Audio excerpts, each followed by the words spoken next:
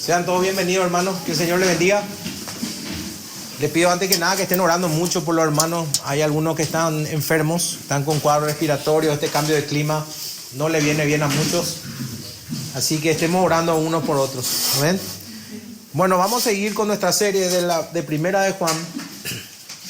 Y vamos a leer del versículo 1 al 4 del capítulo 1. Primera de Juan, capítulo 1, versículo 1 al 4. La prédica hoy la titulamos Testigos del Verbo de Vida. Amén.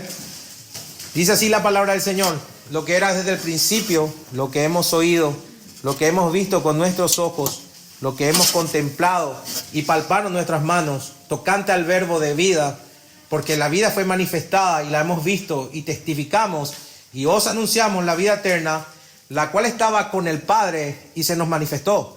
Lo que hemos visto y oído, eso os anunciamos, para que también vosotros tengáis comunión con nosotros, y nuestra comunión verdaderamente es con el Padre y con su Hijo Jesucristo.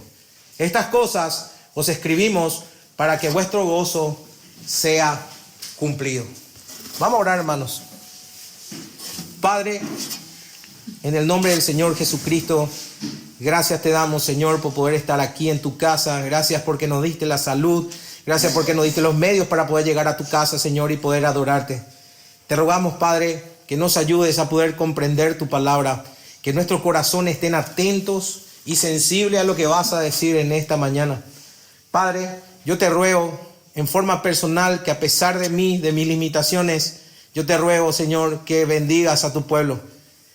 Padre, esta es una enseñanza muy clara. Vamos a hablar de la encarnación, una doctrina vital del cristianismo. Y te ruego, Padre, que nos enseñes profundamente. En el nombre de Jesús. Amén. Bueno, hermanos, lo primero que les voy a decir es que cuando uno abre la Biblia, y cuando abre la Biblia en lo que conocemos nosotros como la primera carta de Juan, lo primero o lo que debería llamarte la atención es que no parece una carta. La primera carta de Juan no parece una carta. Por ejemplo, no hay saludo, no se menciona quién la escribe, no se menciona a quién se le escribe, y tampoco aparecen esas frases muy comunes en la epístola de Pablo, como por ejemplo, gracia y paz sea a vosotros.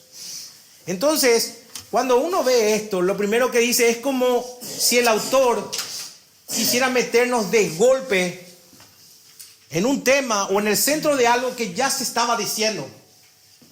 Es como cuando uno llega, suele pasar eso, que cuando uno llega a una conversación que ya empezó y empieza a escuchar algo importante. Entonces lo primero que dice, y deben poner este título, es tremendo, porque lo primero que dice y lo que inicia es extremadamente tremendo, porque no comienza, hermano, hablando de sí mismo, ni tampoco empieza contando una experiencia personal propia. Más bien lo que dice, lo que era desde el principio, lo que hemos oído, lo que hemos visto, lo que hemos contemplado, lo que nuestras manos han tocado, tocante al verbo de vida, eso los anunciamos. Entonces el apóstol ingresa con esta declaración afirmando: hermanos, yo estuve ahí, yo lo vi, yo lo escuché y yo lo toqué. Hermanos, yo estuve cuando Jesús estuvo aquí. Yo lo oí, yo lo escuché y yo lo toqué. O sea, lo que te está diciendo es que él no está hablando de algo que le comentaron, y mucho menos le está hablando de una experiencia mística. Lo que está hablando aquí es del Jesús real y presente. Yo estuve ahí, yo lo oí, yo lo toqué. Yo estuve al lado de él, lo estuve observando. Es decir, Juan, de entrada lo que te está diciendo es que el Hijo eterno de Dios fue hecho carne. El Hijo de Dios eterno fue hecho carne. Y esta afirmación, hermanos, es de suma importancia, porque ya en su tiempo, como habíamos dicho en la introducción, comenzaban a circular doctrinas peligrosas que distorsionaban la verdad sobre Cristo. Había un problema cristológico. Por ejemplo, si se van a estudiar, van a encontrarse con los gnósticos. Y el gnosticismo fue un movimiento religioso y filosófico que surgió en el siglo I al II, que combinaba elementos, miren, del cristianismo primitivo, del platonismo, del misticismo oriental y de las religiones paganas. Quienes tenían entonces estos como una doctrina fundamental. La doctrina fundamental gnóstica es el dualismo, que es una división radical entre lo espiritual, que sería lo bueno, y lo material, que es malo. Entonces hablan de un dualismo. Todo lo que es material es malo, todo lo que es espiritual es bueno. Entonces, para un gnóstico, Jesús no vino a morir por los pecados. Para un gnóstico, lo que estaba circulando en ese momento es que Jesús vino a traer un conocimiento secreto que va a liberar el alma. Por consiguiente, el problema aquí que tienen que ver es, ellos estaban negando que Jesús tuviera un cuerpo real. Y esa doctrina la pueden estudiar como docetismo. Jesús no tenía un cuerpo real. ¿Por qué? Porque si era humano, no podría ser divino. Y si era divino, no podría ser humano. ¿Por qué? Porque había un dualismo. Y el dualismo decía que lo material era impuro y lo espiritual era puro. Entonces ellos no creían, o negaban, mejor dicho, que Jesús tuviera un cuerpo real. Es por eso entonces, y entendiendo esto, que lo que acabamos de mencionar, que Juan introduce, es un tema urgente, por lo cual debe ser claro y directo. Entonces, si había un grupo de personas que estaban circulando en ese momento, que decían, nosotros creemos que lo material es impuro, y creemos que lo espiritual es puro, y creemos que Jesús no tenía un cuerpo, entonces a eso había que reaccionar de forma concreta, directa y clara. Y Juan le hace eso en estos primeros 4 versículos. Porque el deseo del autor es poner una base doctrinal que te permita a vos y a mí y a ellos discernir entre lo que es la verdad y lo que es el error. Porque hay una verdad y hay un error. Es diferenciar entre lo genuino y lo falso. Por eso, hermanos, tienen que entender que el mensaje de Juan va a ser directo y claro. Él dice, Jesucristo es verdaderamente Dios y es verdaderamente hombre. Él dice, Jesucristo es la manifestación visible y material del Dios invisible. Y esto es importante, hermanos. Es súper importante esta afirmación, porque no es, y anoten, no es un detalle doctrinal menor. Es más, esta es una doctrina angular del cristianismo. ¿Por qué? Porque cuando uno estudia la encarnación, no es simplemente un Jesús vino, sino que Dios mismo tomó cuerpo humano. Imagínense. Por eso está escrito en Juan 1:14, y aquel verbo fue hecho carne y habitó entre nosotros. Y en 1 Timoteo 3:16 dice, Dios fue manifestado en carne. Ahora, el punto es defender de esta doctrina, pero además decirte por medio de esto que el correcto conocimiento de esta doctrina, o sea, del Cristo encarnado, es que es el motor por el cual podemos tener comunión con el Padre, con el Hijo y con todos los demás creyentes. O sea, Juan estaba afirmando entonces que el que no viene a hablar de esta manera es identificado como un falso maestro. Por eso, 2 cosas dice claramente. Primero, un falso maestro te viene con un concepto equivocado. Por eso muchas veces le decimos, no miren el milagro, sino miren lo que dicen. Miren lo que dice en 1 Juan. Habla en 1 Juan capítulo 4 y vamos a leer versículo 1 al 2. Y dice algo muy claro. Amados, no creáis a todo espíritu, sino probad los espíritus, si son de Dios. Porque muchos falsos profetas han salido por el mundo. En esto conoced el Espíritu de Dios. Todo espíritu que confiesa que Jesucristo ha venido en carne es de Dios. Por ende, todo espíritu que confiesa que Cristo no ha venido en la carne no es de Dios. Y la segunda forma que podemos identificar a un falso maestro, y atiendan porque esto es importantísimo, es por medio del carácter. Es el carácter. Por eso dice en 1 Juan 2:6 El que dice que permanece en Él debe andar como Él anduvo. Dos cosas identifica Juan: el mensaje y el carácter. Entonces, haciendo un resumen otra vez, esta epístola, por lo tanto, es una defensa de la verdadera encarnación de Jesús. Y también es un llamado a vivir en santidad con gozo en la comunión del Dios Trino. Por eso la importancia de estos primeros 4 versículos. Por eso, hermanos, la idea hoy es dividir el sermón en 2 puntos. La primera sería la palabra de vida y el segundo sería el gozo cumplido. Vamos al primer punto, la palabra de vida. Dice 1 Juan 1:1, lo que era desde el principio, lo que hemos oído, lo que hemos visto con nuestros ojos, lo que hemos contemplado y palparon nuestras manos, tocante al verbo de vida. Ahora reitero otra vez, una vez más, vamos a ser muy repetitivos en Juan porque él mismo es muy repetitivo. Pero les quiero volver a decir que aquí la carta no comienza de una manera típica. La carta no inicia en forma típica. No hay saludos, no hay nombres ni detalles formales. Simplemente arranca con una declaración. Lo que era desde el principio. Lo que era desde el principio. Ahora, hermanos, quiero que abran sus Biblias en Génesis 1:1, porque yo les voy a decir a qué principio exactamente se estaba refiriendo. ¿Por qué? Porque esa frase puede sonar un poco amplia. Pero en la Biblia se van a encontrar 3 grandes principios que nos ayudan a entender mejor a qué se está refiriendo Juan. El primero es Génesis 1:1. En el principio, Dios creó los cielos y la tierra. Si nosotros tomamos este punto de partida, es el inicio de todo lo que existe. Es el inicio del tiempo, del espacio, del universo. Y aquí no hay una fecha calendario, sino que este versículo está diciendo: un día Dios decidió crear. O sea, es un acto divino del Señor por el cual creó absolutamente todo de la nada. Ex nihilo, como se conoce. O sea, Dios un día dijo: hágase, y se hizo absolutamente todo. Entonces ese versículo 1:1 es el comienzo de todo lo que existe.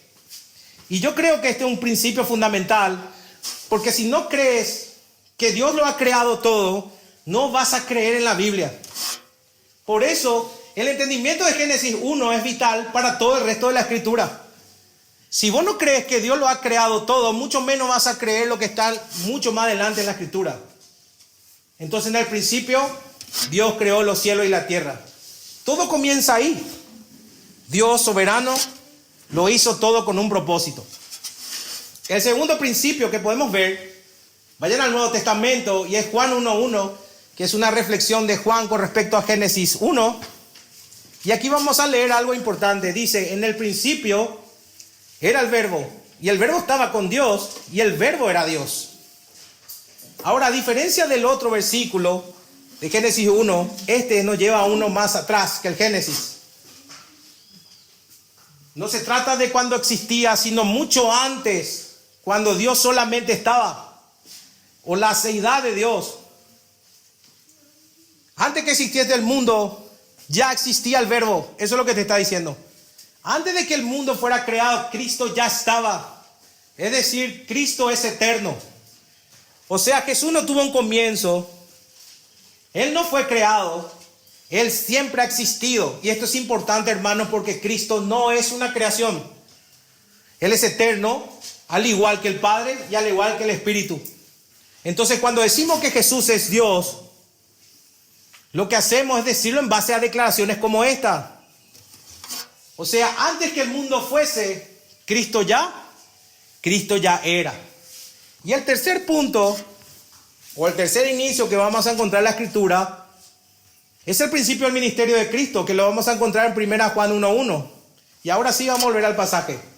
Cuando Juan dice lo que era desde el principio, está hablando del momento en que el Hijo eterno se manifestó en la historia. Es decir, lo que él está haciendo referencia es el inicio del ministerio terrenal de Jesús. O sea, cuando Dios se hizo hombre y vino a vivir entre nosotros. Sobre estas cosas nos dice: yo estuve ahí desde el inicio. Juan está diciendo, cuando esto se manifestó, yo estuve del inicio del ministerio terrenal del Señor Jesucristo. Yo lo vi con mis propios ojos, lo contemplé con atención y lo toqué con mis propias manos. O sea, hermano, lo que te está diciendo, es importante que lo diga, no fue una ilusión, no era un fantasma, era algo real. Porque Jesús era una persona de carne y hueso. O sea, el mismo Hijo de Dios, nuevamente, vamos a decirlo, el Verbo de Dios, vino y caminó entre nosotros. Y para dar más fuerza a ese argumento, vamos a llamarla así porque es importante, Juan nos da testimonios sensoriales, que en total son 4 del Verbo de vida. Primero nos da un testimonio auditivo. Segundo nos da un testimonio visual. Tercero nos da un testimonio reflexivo o meditado. Y finalmente nos da un testimonio táctil. 4 cosas. Vayamos al primero. Dice, lo que hemos oído. Cuando estuve estudiando esto, me fui al griego. Y lo interesante de la frase en griego es que está en el tiempo perfecto. O sea, si está en el tiempo perfecto del griego, implica una actividad que se llevó o se consumó en el pasado, pero que sigue teniendo efecto permanente en el presente. O sea, escuchó en el pasado, pero sigue teniendo efecto en el presente. O sea que Juan te está diciendo ahí, yo no solo lo escuché a Jesús en el pasado, sino lo que yo he oído, eso es la realidad que vivo y predico. Imagínense, o sea, él se está refiriendo específicamente a toda la enseñanza verbal y directa de Jesucristo durante su ministerio terrenal.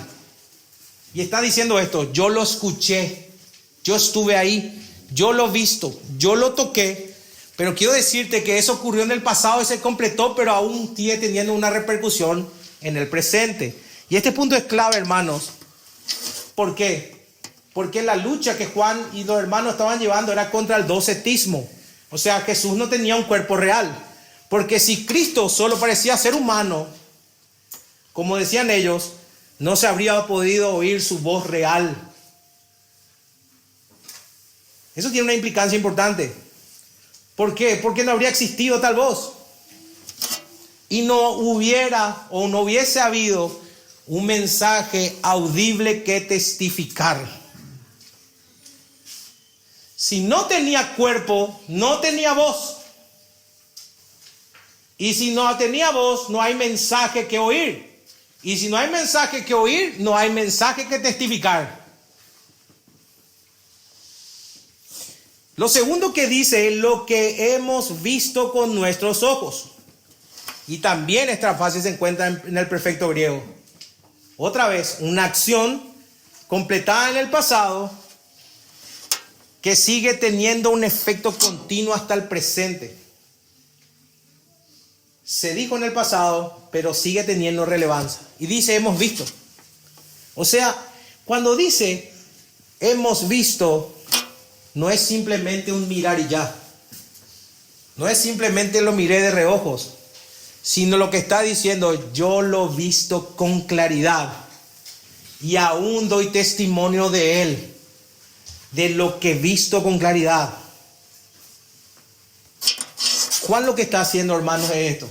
Si hay un problema con la encarnación de Cristo y algunos creen que era como una especie de fantasma, él lo que hace en este momento es añadir más fuerza a una visión física y objetiva del Señor Jesucristo. Caminó entre nosotros, estuvo entre nosotros y tuvo un cuerpo. Yo lo oí, yo lo he visto. Yo lo he visto. O sea, Jesús no fue entonces una visión, no fue una teofanía, no fue algo simbólico. Jesús fue algo observable, algo real, algo que el ser humano podría mirar con sus propios ojos.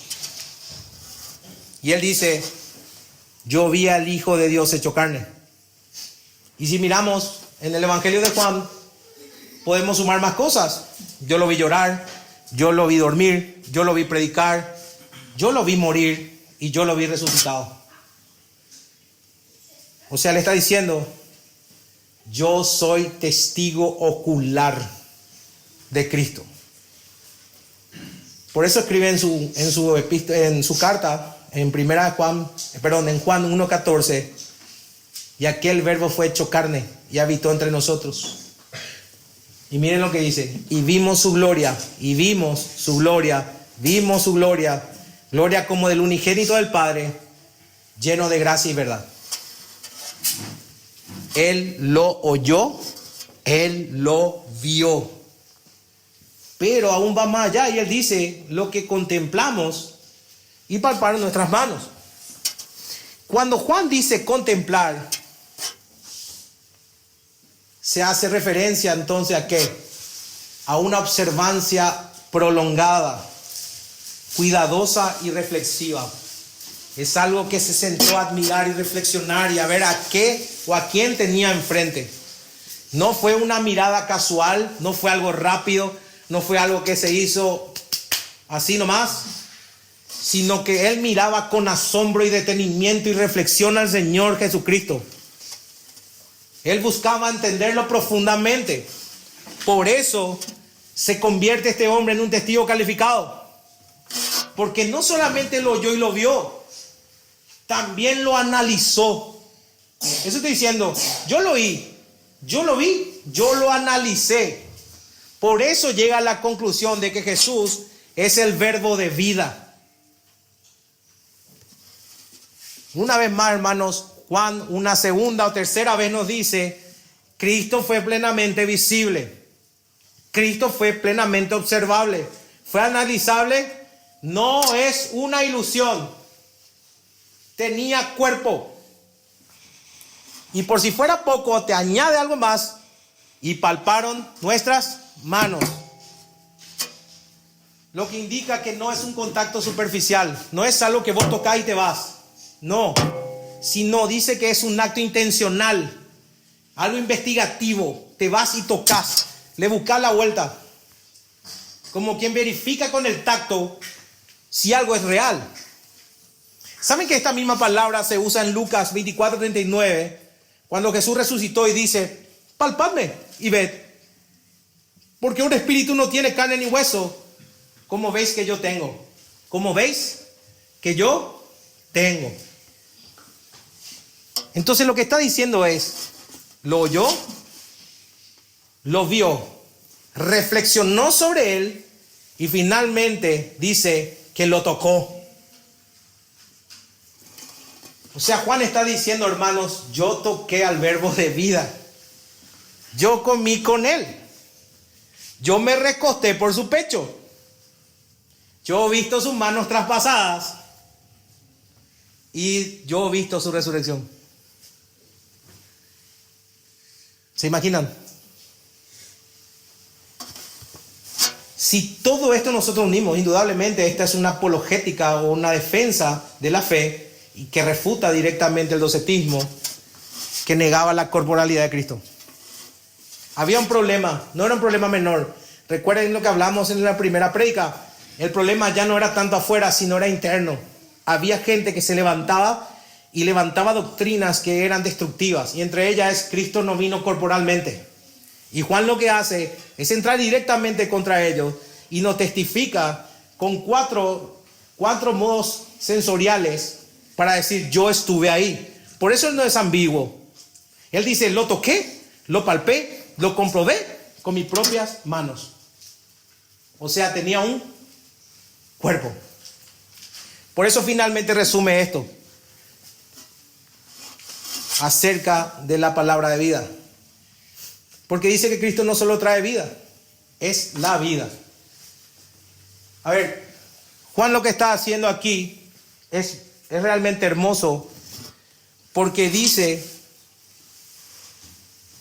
la vida. Y lo precioso del griego, hermanos, es que hay dos palabras que se pueden usar para la palabra vida. ¿Quién estudió aquí biología? Nadie. Yo soy el único que estudió biología. Bueno, la palabra bios se refiere a la vida biológica o la vida que tiene vida creada. Entonces, cuando uno se refiere a un ente, está diciendo biológicamente.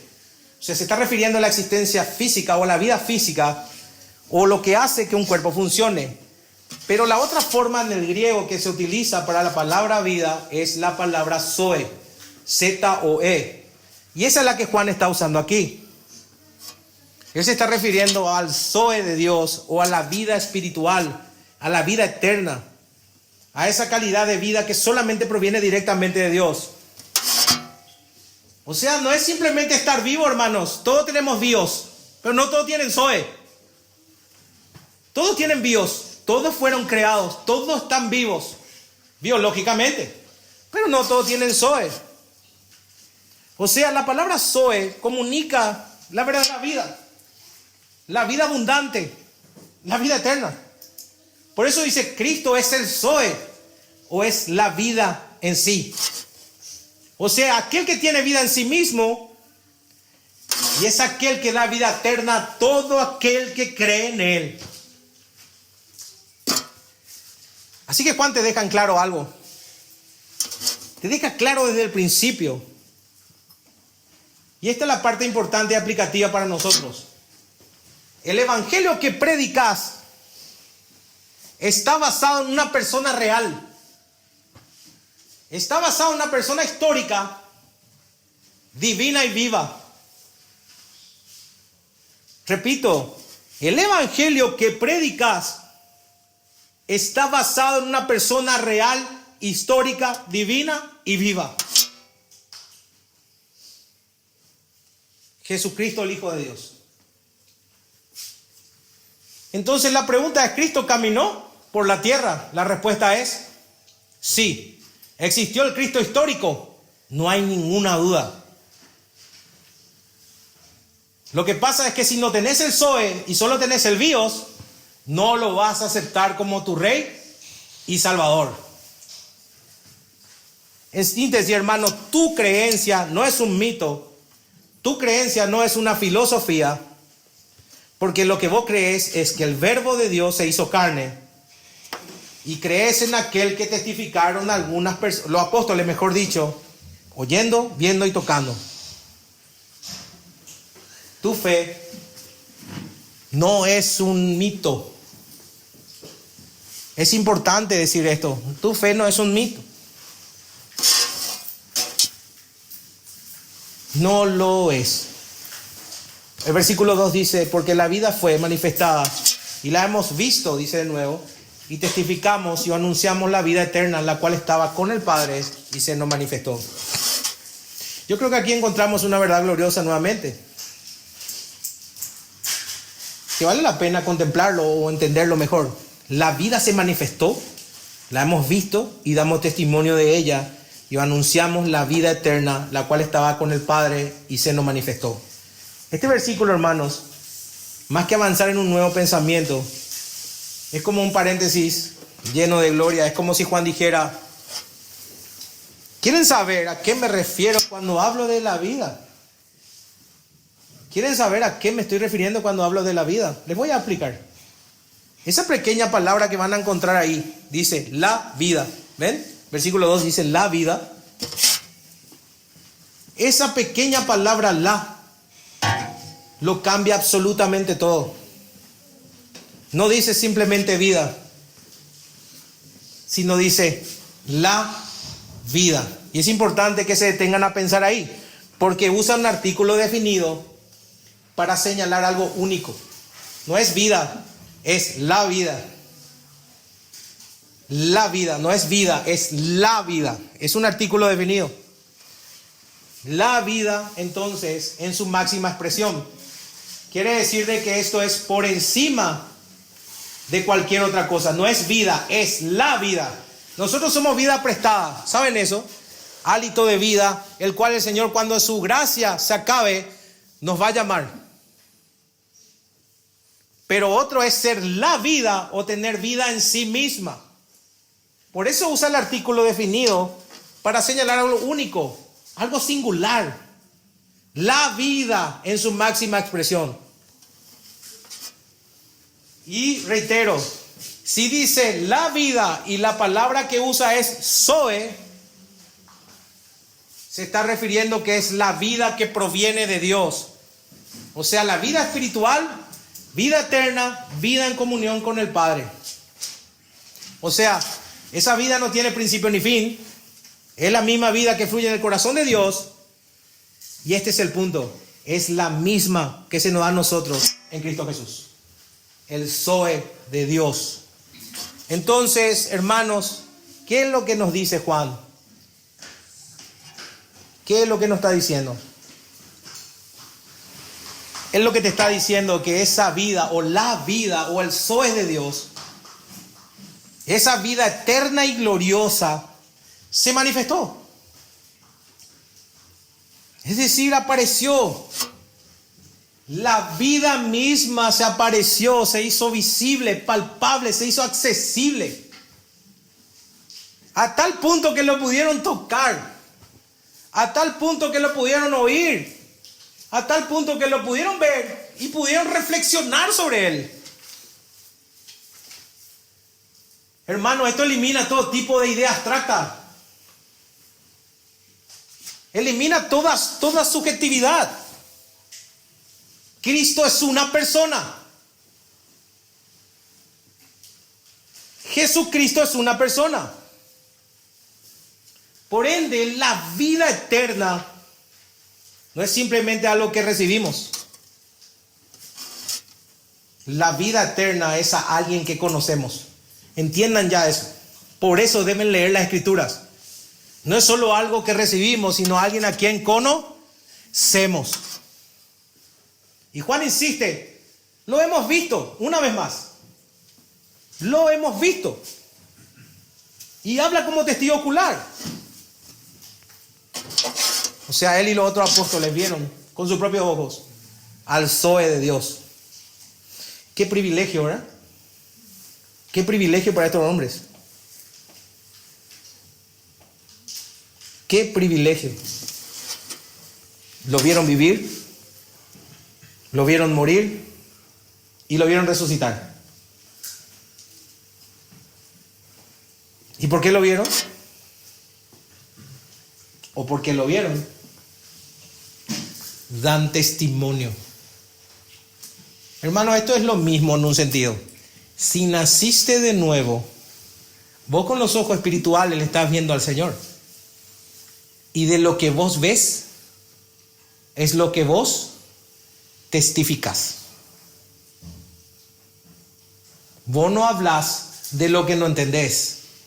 Y de lo que no rebosa tu corazón, no es lo que va a salir por la boca. Ellos lo vieron físicamente.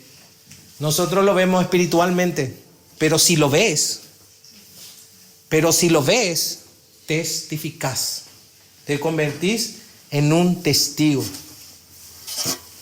Entonces, esta es demasiada verdad, hermanos, para que la guardemos como un secreto. Y eso es lo que hace la diferencia entre una fe verdadera y una religión vacía. El testimonio de Cristo. Por eso dice, os anunciamos la vida eterna. ¿Qué es lo que anunciamos nosotros? Anunciamos la vida eterna, la cual estaba con el Padre y se nos manifestó. O sea, esta vida no es nueva. Y quiero dejar bien en claro, no comenzó en Belén. Como dijimos, esa vida ya estaba con el Padre desde antes de la fundación del mundo. Y fíjense en esto. Aparte de la palabra la, usa con el Padre. Y la palabra con no es una mera proximidad. Porque en el griego, cuando uno analiza, implica una cercanía íntima. O sea, una relación cara a cara, personal y eterna. ¿Saben que es la misma expresión que se usa en Juan 1:1? Cuando dice, en el principio era el verbo, y el verbo estaba con Dios. Te está dando a entender que el verbo estaba cara a cara con el Padre. O sea, el Hijo estaba cara a cara, estaba en comunión con Él. Era algo personal y algo eterno. No es simplemente un estar ahí, sino estar cara a cara. En el principio era el verbo y el verbo estaba con Dios.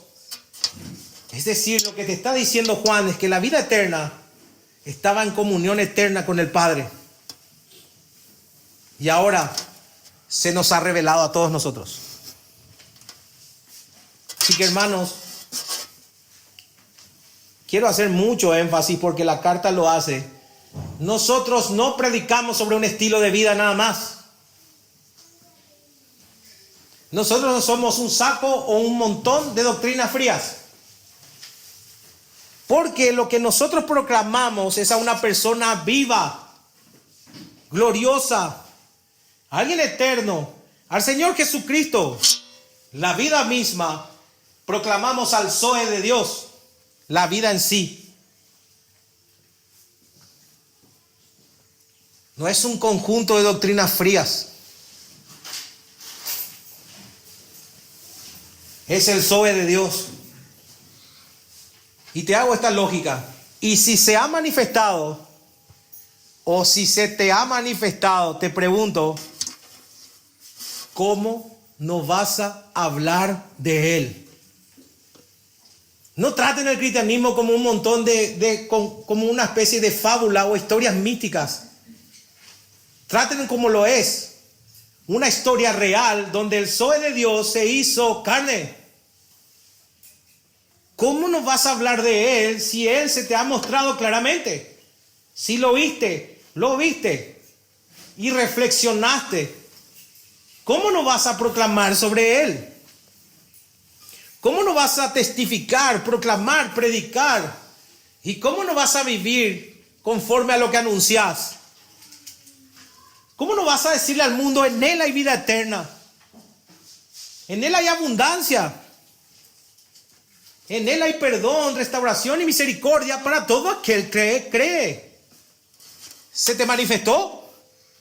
¿Lo viste? No vas a poder dejar de testificar. Por eso dice, lo que hemos visto y oído, eso os anunciamos, para que también vosotros tengáis comunión con nosotros, y nuestra comunión verdaderamente es con el Padre y con su Hijo Jesucristo. Y esto te lleva a un punto más. Noten lo que dice. Lo que hemos visto y oído, eso anunciamos. Nuevamente va a la cara con este tema de ver o de oír. Ver y oír. Todo el tiempo, ver y oír, ver y oír. Y uno se pregunta, ¿por qué? No es una casualidad. En la Biblia no hay nada que sea casual. Todo tiene que ver con teología. Y es la tercera vez que usa el verbo ver. ¿Por qué? ¿Por qué nuevamente en el versículo 3 usa ver y oír? Nuevamente, y vale la pena regar, porque los falsos maestros que negaban la verdadera humanidad de Cristo estaban circulando por ahí. Decían que el Hijo de Dios no había venido en la carne, que todo había sido una ilusión espiritual o que todo era un engaño. Y a eso hay que combatir. Por eso dice nuevamente, lo vi, lo oí, estuve con Él, caminé a su lado, y eso es lo que te anuncio. Hermanos, Juan predica a una persona viva. Habla de alguien que encarnó, que fue crucificado, que resucitó y fue glorificado. Y ¿saben qué es lo hermoso?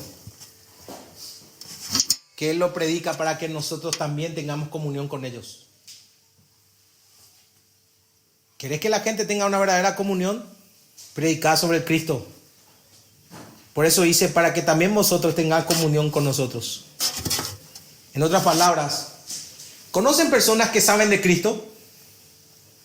¿Conocen? ¿Saben de Cristo? Él sabe algo de Cristo. Pero con esto lo que te está diciendo es, no basta simplemente con saber de Él, sino que hay que entrar en comunión con Él. Pero para entrar en comunión con Él, tiene que ocurrir una obra del Espíritu Santo. Por eso en Zacarías dice que verán a quien ustedes han traspasado y llorarán. Es una obra del Espíritu Santo, el nacer de nuevo. Y cuando naces de nuevo, dejas de ser ciego y lo ves.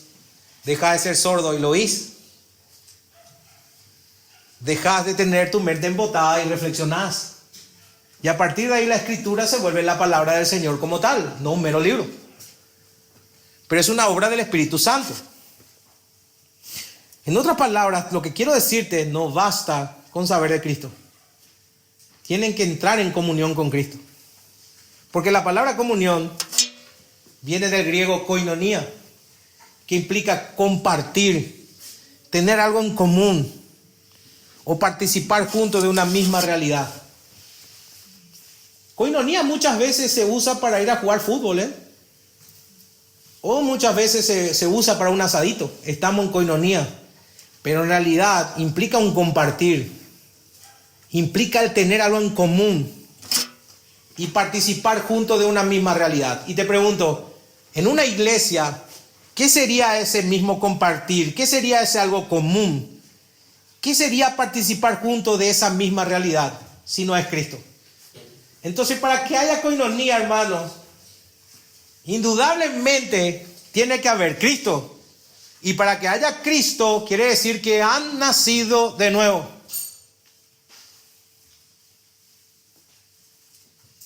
Y Él te dice, esta comunión no es solo horizontal. No es solo horizontal. No es solo con los apóstoles y la iglesia,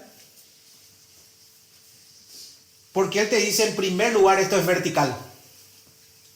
Nuestra comunión verdaderamente es con el Padre y con su Hijo, Jesucristo. Por ende, si primero es vertical y luego horizontal, lo primero es que tenés que ver, oír y reflexionar. Por ende, te tienes que haber nacido de nuevo. Y si lo ves en forma vertical, vas a tener una koinonia en lo horizontal. Porque compartimos lo mismo, pensamos lo mismo y tenemos en comunión lo mismo. El centro de la vida del creyente es Cristo. Y se junta con otros que también tienen a Cristo como centro. Y si tenemos a Cristo como centro, nuestra vida verdaderamente está en comunión con el Padre y con el Hijo. Y eso se va a reflejar aquí, entre los hermanos. Por eso Juan dice en su carta que el que no ama a su hermano niega la fe.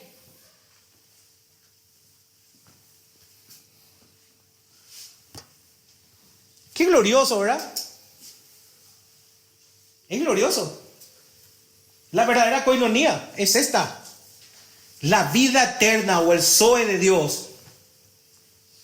Entonces no es solamente vivir para siempre, sino es vivir en comunión con Dios para siempre. Entonces no se trata esto de duración nada más, hermanos, sino de una relación.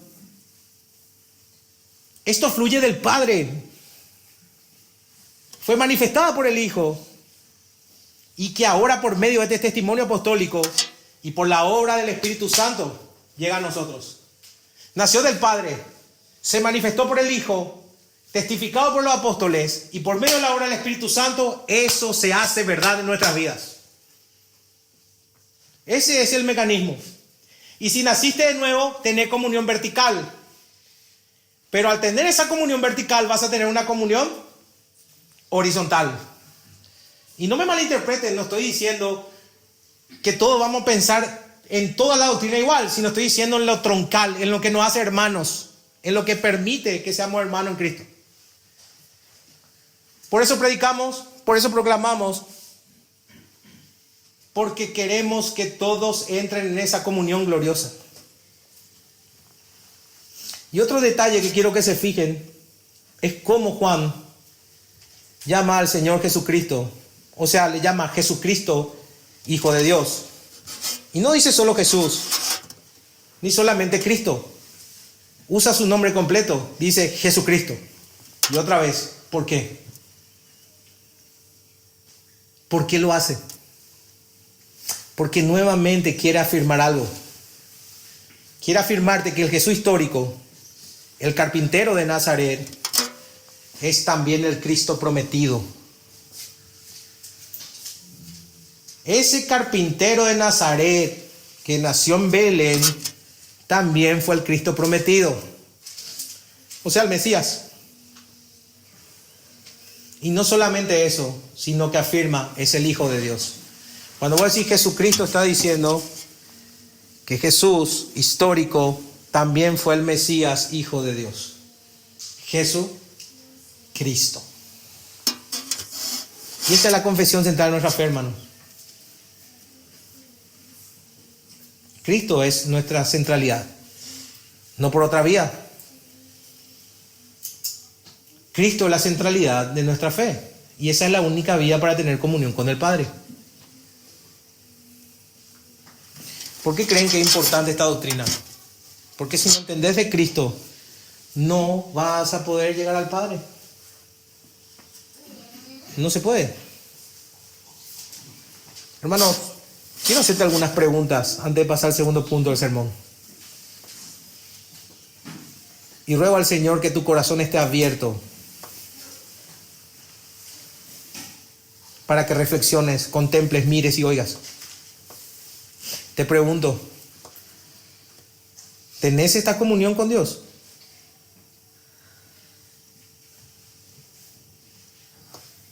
¿Estás participando del Zoe eterno? ¿O simplemente escuchás como un simpatizante que no entra en la relación viva con el Padre y el Hijo?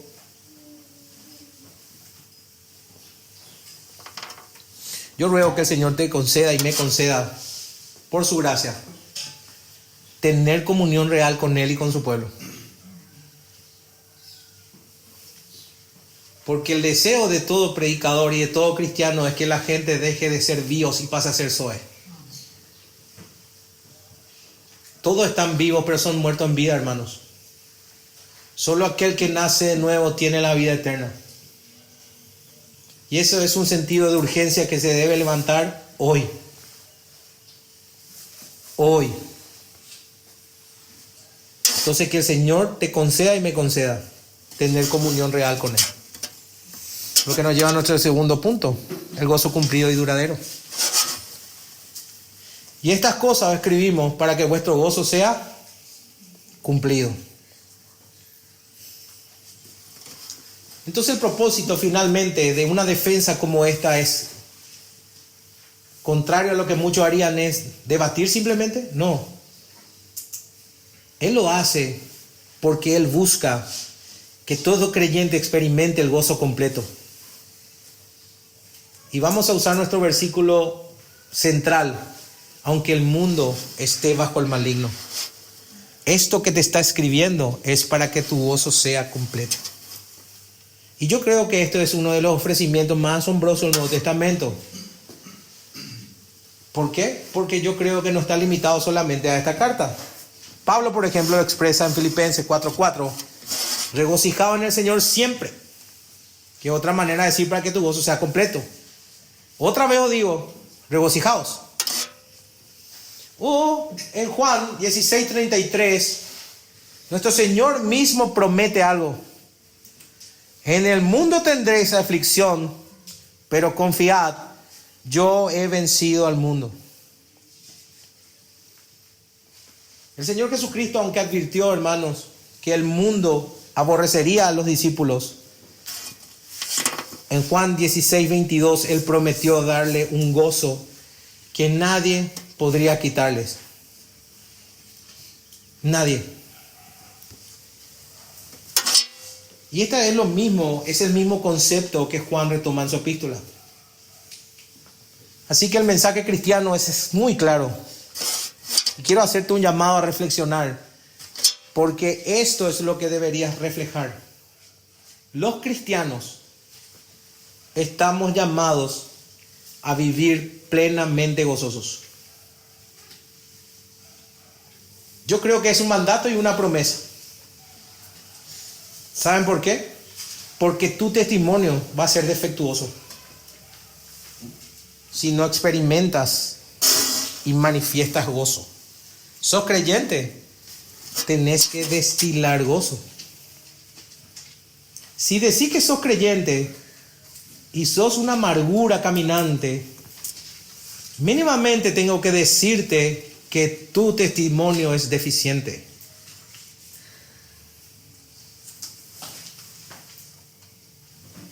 En Cristo estamos completos. A ver, Toda esa revelación, esos primeros 3 versículos te escribe diciendo, la vida se hizo carne para venir a morir por vos, resucitó, y todo aquel que cree en él será salvo. Y todas estas cosas yo te testifico para que tengas gozo completo.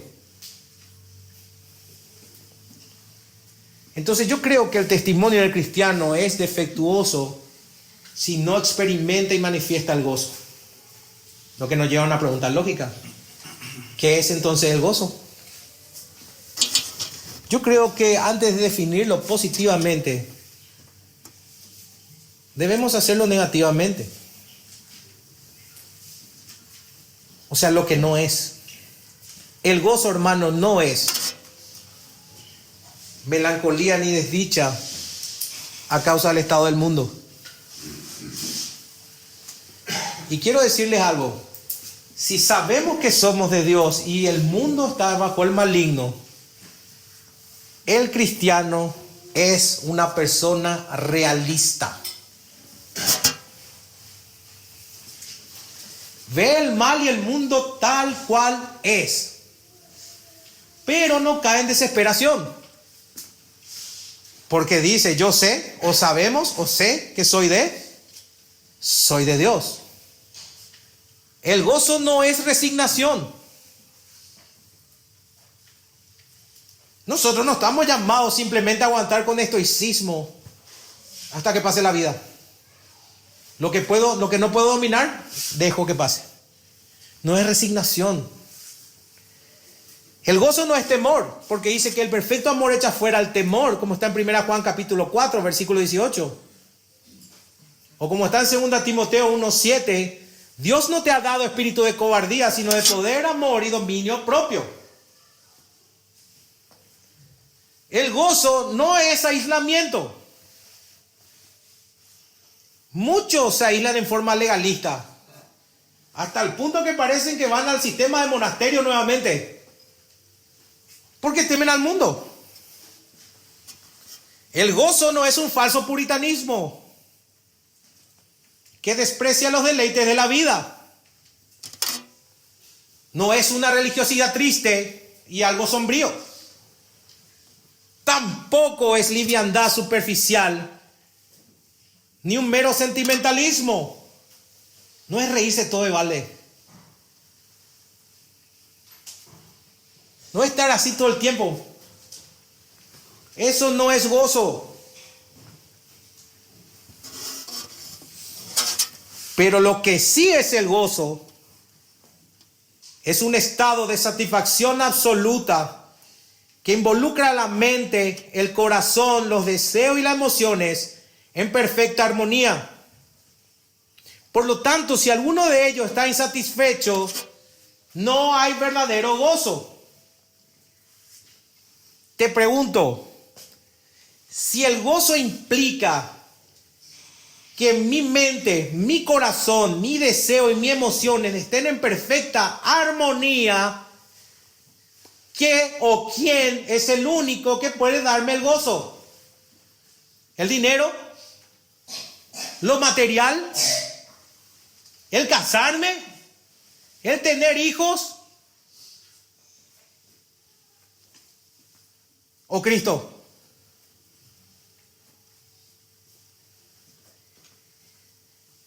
El gozo es un espíritu de júbilo, mucho más profundo y más poderoso que la felicidad.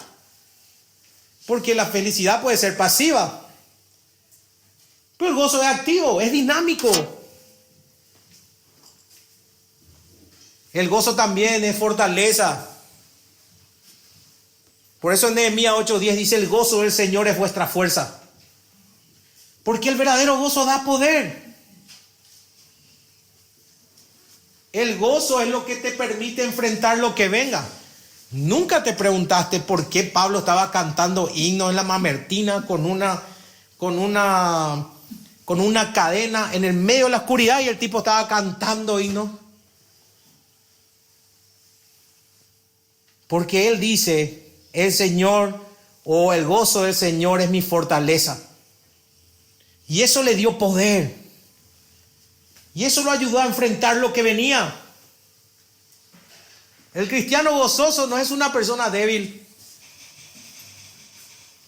¿Querés que te diga qué es el cristiano gozoso? Es una persona firme, robusta y valiente en la fe. Por eso, hermanos, el gozo no es algo que se provoca directamente o es algo que se puede replicar. El gozo no es algo que podés fabricar con tu voluntad. El gozo es mirar a Cristo. Reitero, solo Él puede llenarte, tanto en mente, emociones y deseos. Todos pasamos por etapas parecidas. Todos deseamos, por ejemplo, recibirnos de alguna carrera. Una vez que nos recibimos, después necesitamos algo más. Después quiero tener mi empresa y quiero tener algo más. Después quiero ser el mejor de tal cosa. Llegás, después querés algo más, y querés algo más, y querés algo más, y querés algo más, y querés algo más. Y si no tenés, te frustrás. Y si tenés, te gozaste una semana, que es todo lo que te puede dar, y después volvés a esa búsqueda. Sin embargo, en Cristo es el único lugar donde tu mente, tus emociones y tus deseos encuentran plenitud. Entonces, para resumirlo, el gozo es la respuesta del alma al conocimiento de Jesucristo, hermanos. Cuanto más conoces, más te afirmas. Cuanto más te afirmas, más manifestás. Y más proclamás. Y yo te digo que este gozo no es de forma limitada, sino plena. Cuando Juan te dice para que este gozo sea cumplido, él te está diciendo hasta el punto que reboses. Con esto, hermanos, lo que te está diciendo es, no solo debes tener un poco de gozo, debes estar saturado de él. Incluso en un mundo caído y lleno de mal. A ver, partimos otra vez de esta lógica. Fue importante que el cristiano entienda esto. Si sabemos que somos de Dios, como dice 1 Juan 5:19, pero también sabemos que el mundo está bajo el maligno, ¿cómo se vive gozoso en un mundo? ¿O cómo se vive en un mundo que sabemos que está bajo el mal? ¿Cómo se vive en un mundo lleno, caído de dolor y tristeza y pecado? Y para colmo lidias con tu propio pecado.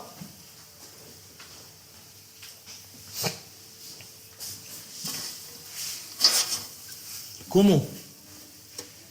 Únicamente se combate con el conocimiento de Dios. Por eso, renueven su entendimiento o renueven su mente. Y eso se da por medio de la lectura de la palabra. No hay otro camino. No se puede hacer de otra manera.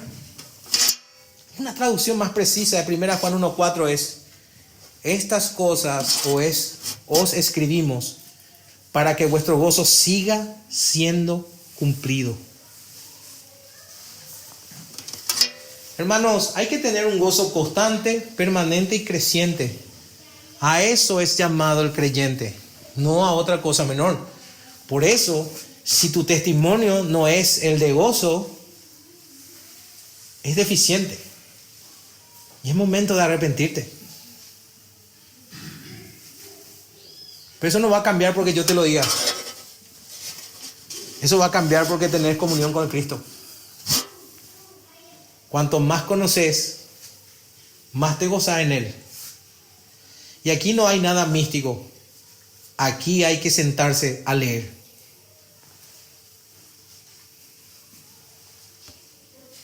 En conclusión, hermanos, te está llamando Juan a tener una comunión con el Dios vivo. Y te dice, esto no es un mero conocimiento intelectual, porque es una relación vivencial con el Jesucristo, la palabra de vida.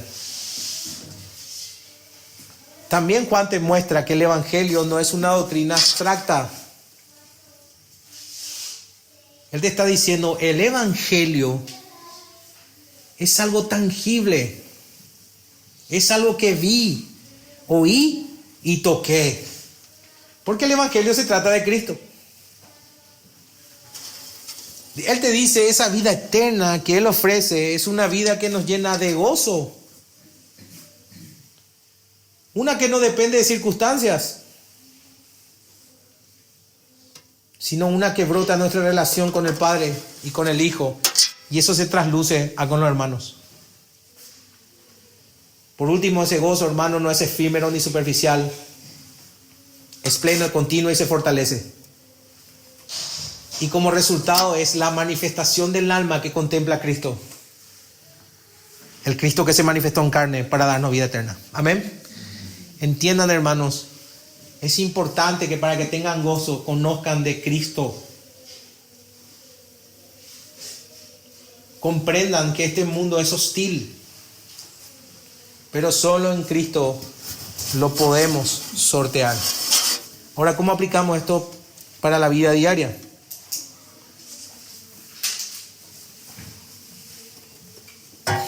Lo primero es la comunión con Dios. Lo primero que cuando alguien predica esto o lo lees, debes preguntarte, porque el autoanálisis es algo muy común en el cristianismo. Preguntarte si realmente estás viviendo en comunión con el Señor. Ten en cuenta esto. No basta con saber, no basta con asistir al culto, porque se trata de una relación real y profunda con Jesús,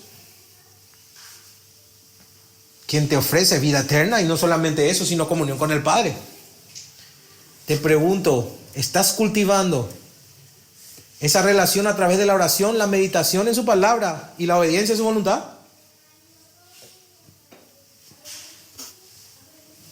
Lo segundo, la segunda forma de aplicar es testimonio personal. ¿Cuándo podía guardar silencio de lo que vio y oyó? Por ende, nosotros tampoco podemos callar el testimonio de la vida que encontramos en Cristo. Te pregunto, ¿proclamas a Cristo en tu vida cotidiana? ¿Proclamas a Cristo con tus palabras y con tus acciones? Hermanos, aquí yo voy a hablar a todos nosotros. El testimonio de la iglesia debe ser una que apunta constantemente a esta realidad, y debemos buscar que otros sean parte de esta comunión. Y no me refiero a gente que crea igual en doctrina. Estoy hablando gente que nace de nuevo. Hay que proclamar el Zoe de Dios.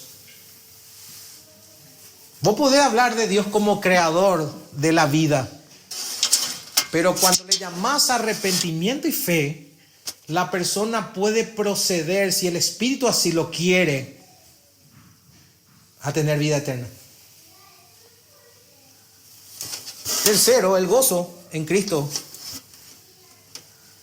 Quiero decirte que el gozo no debería depender de lo que está sucediendo a tu alrededor, sino que debería depender de la obra redentora de Cristo. Debe ser el fruto de estar enfocado en Él, no en las circunstancias temporales. Por eso en Hebreos te decía, puesto los ojos en Cristo. Te pregunto, ¿estás viviendo con el gozo pleno que Cristo te ofrece? Incluso en medio de la prueba, porque estoy seguro que aquí o hay gente que está saliendo de una prueba, o está por entrar, o está en el medio. Pero de que todos vamos a entrar en prueba, todos entramos. Déjame decirte algo. Si tu vida está marcada por la tristeza, o el desánimo, la amargura, primeramente quiero recordarte que el gozo de Cristo es tu fortaleza. Segundo, quiero decirte, busca tu satisfacción en Él. Y tercero, arrepiéntete y sal de esa posición.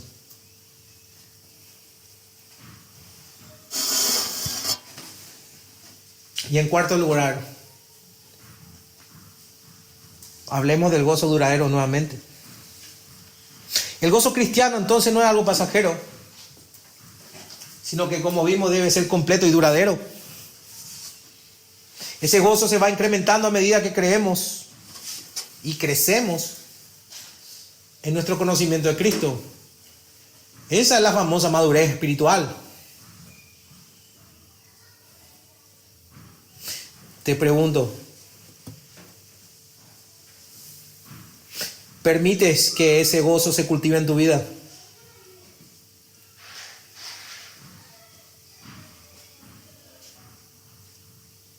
¿O las dificultades de la vida la están apagando?